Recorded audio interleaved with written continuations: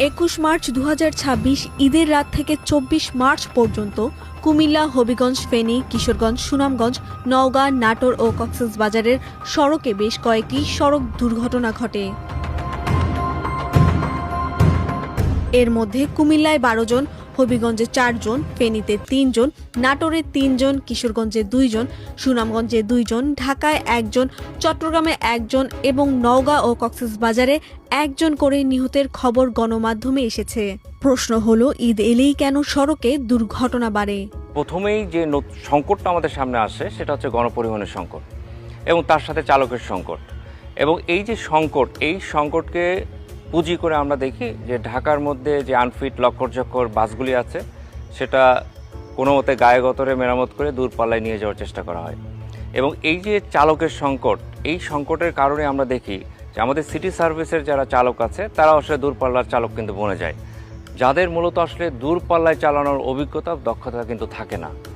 ফলে সড়কে আসলে বহুমাত্রিক ঝুঁকি তৈরি হয়ে যায়। এই যে বহুমাত্রিক ঝুঁকি, এই ঝুঁকিগুলি থাকার কারণে আমরা দেখি যে সড়কে একটা বিশৃঙ্খলা তৈরি হয় এবং এই বিশৃঙ্খল এবং উশৃঙ্খল পরিবহন ব্যবস্থাপনায় দুর্ঘটনা হবে, এটা কিন্তু অস্বাভাবিক কিছু না। রেলওয়ের পূর্বাঞ্চলে ট্রেন দুর্ঘটনার তথ্য উপাত্ত বিশ্লেষণ করে দেখা গেছে গত 8 বছরের মধ্যে সবচেয়ে ভয়াবহ ট্রেন দুর্ঘটনা ঘটেছে 2023 সালের 23 অক্টোবর ভৈরবে।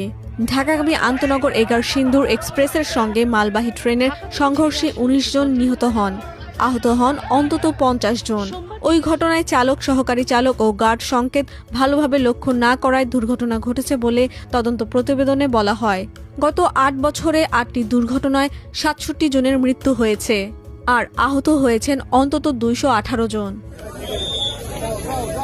এবছর ঈদের দিন রাত 3টার দিকে কুমিল্লার পদুয়ার বাজারে রেল ক্রসিংয়ে চট্টগ্রাম থেকে ঢাকাগামী একটি ট্রেনের সঙ্গে বাসের মুখোমুখি সংঘর্ষ হয়।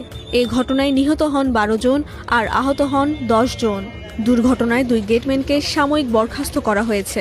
এই দুর্ঘটনায় শুধু গেটম্যান বরখাস্তই কি একমাত্র সমাধান?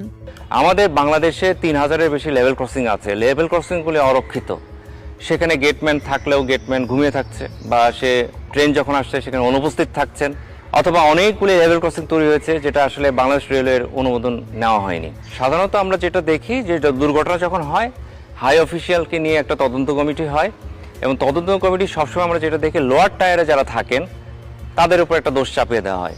কিন্তু আসলে রেল পরিচালনায় যে আমরা দেখছি যে যুগোপযোগী বা আধুনিকায়ন হচ্ছে না, যার কারণে আমরা দেখছি এত বিনিয়োগ হওয়ার পরেও রেল লাইন থেকে ট্রেন পড়ে যাচ্ছে, ডিরেলমেন্ট হচ্ছে, লেভেল ক্রসিংয়ে দুর্ঘটনা হচ্ছে, লেভেল ক্রসিংয়ে মানুষ কাটা